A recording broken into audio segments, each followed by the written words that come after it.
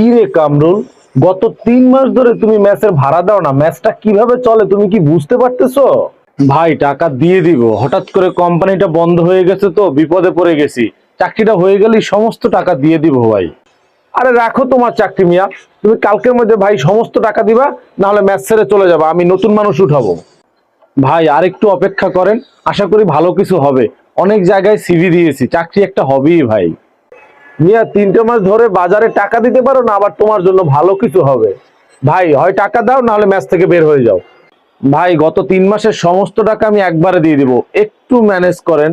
আরে ভাই এটা কি লিল্লা বোর্ডিং নাকি যে তোমাকে বছরের পর বছর ফ্রি খাওয়াবো?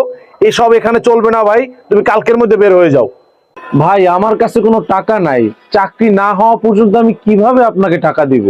আরে আশ্চর্য তো, মেসের বিদ্যুৎ পানি খাবার বুয়া বিল এগুলো কি আকাশ থেকে পড়ে নাকি মিয়া? কালই তুমি বাসা ছেড়ে দিবা। ঠিক আছে ভাই, যখন এত রিকোয়েস্ট করলাম আপনি শুনলেন না, আপনার বাসা আমি ছেড়ে দিব। শোনো, তুমি এক কাপড়ে বাসা থেকে বের হয়ে যাবা, কোনো কিছু সাথে নিতে পারবা না। 3 মাসের সমস্ত টাকা দিয়ে তারপর জিনিসপত্র নিবা, এর আগে না। এগুলো কি বলেন ভাই? আমার জিনিসপত্র আমি নিতে পারবো না?